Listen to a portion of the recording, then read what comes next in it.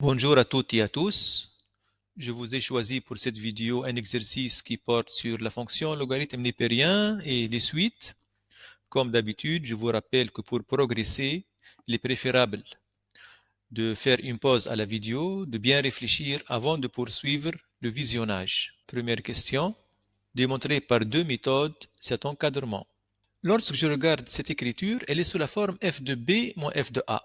Ceci me rappelle deux choses. La première chose, c'est le théorème des accroissements finis.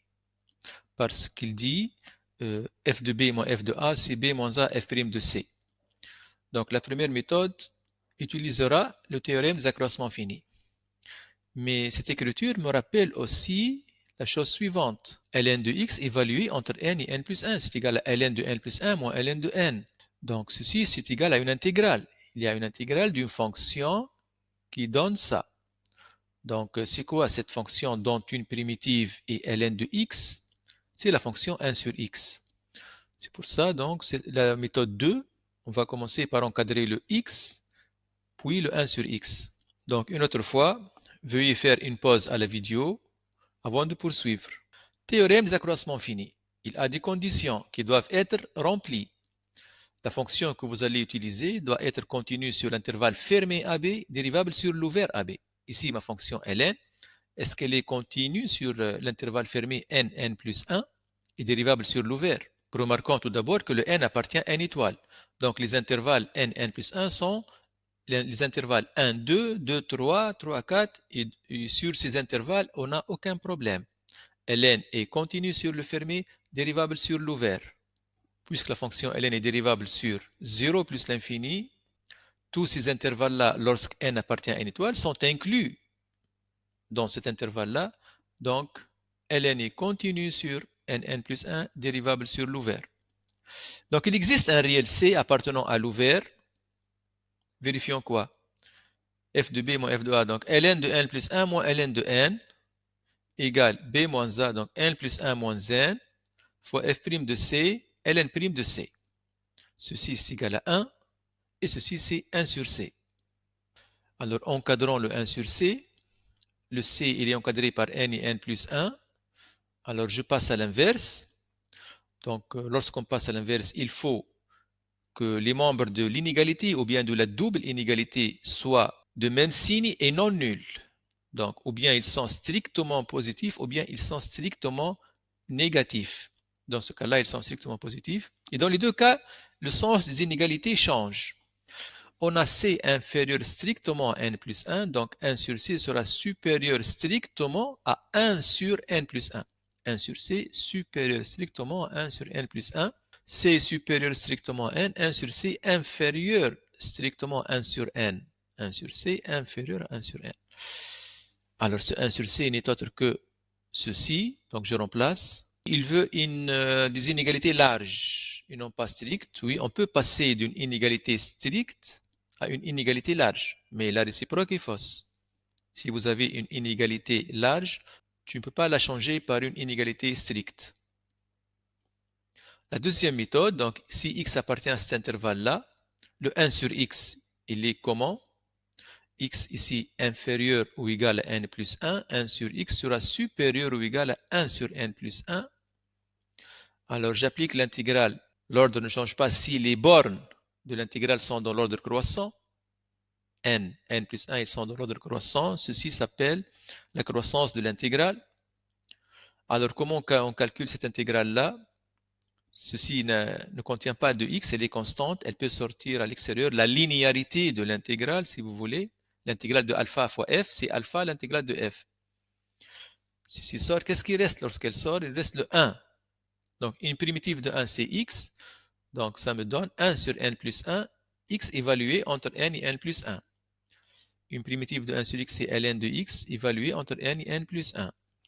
Ce 1 sur n là, c'est une constante, elle n'a pas de x. Elle peut sortir. Il reste 1. Une primitive de 1, c'est x évalué entre n et n plus 1.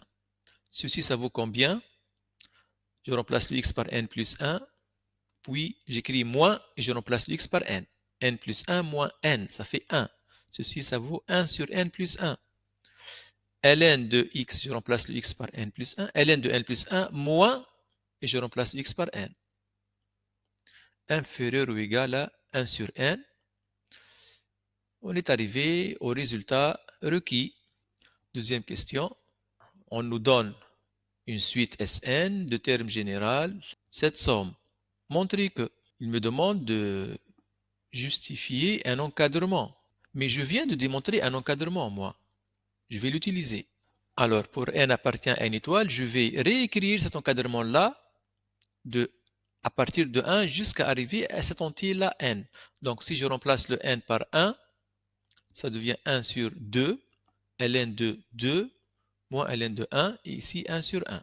Pour n égale à 1, ça devient comme ça. Pour n égale à 2, ça devient 1 tiers, ln de 3, moins ln de 2, 1 demi. Pour n égale à 3, on obtient ceci. Et on continue comme ça jusqu'à arriver à l'entier n. Ceci s'appelle une itération. Et maintenant, on va additionner membre à membre. Mais si vous avez essayé sur une feuille, vous allez découvrir que ces inégalités à gauche ne sont pas utiles pour le moment. Ce sont les inégalités de droite qui seront utiles. Additionnant membre à membre. ln de 2 moins ln de 2, ln de 3 moins ln de 3, etc. Ceci, c'est ln de n moins ln de n. Qu'est-ce qui reste? Ln de n plus 1 moins ln de 1. Additionnant membre à membre les inégalités de droite. Donc, ceci, c'est ce qui reste. Inférieur ou égal à cette somme. Ça vaut combien? C'est exactement Sn. ln de 1, c'est 0, d'où voilà, on a donc justifié 50% de l'encadrement. Ceci seulement. Il reste cela. Alors, qu'est-ce qu'on va faire pour justifier ceci? On va écrire la ligne qui précède celle-là, qui est ceci. Et on va additionner les n-1 première ligne seulement. Les n-1 premier encadrement. On va additionner seulement ça, membre à membre. Alors, si on additionne, ici, c'est quoi? Qu'est-ce qu'on obtient? C'est presque Sn. Il manque le 1. Donc, c'est Sn-1. Et ici, si on additionne, il y aura des simplifications. Ln de 2, moins Ln de 2, Ln de 3, Ln de 3. Ici, il y aura Ln de n-1. Il va se simplifier. Il reste Ln de n seulement. Ceci, c'est 0. Donc, Sn-1 inférieur ou égal à Ln de n. D'où Sn inférieur ou égal à ceci. Donc, ces deux inégalités, ensemble, me donnent l'encadrement requis.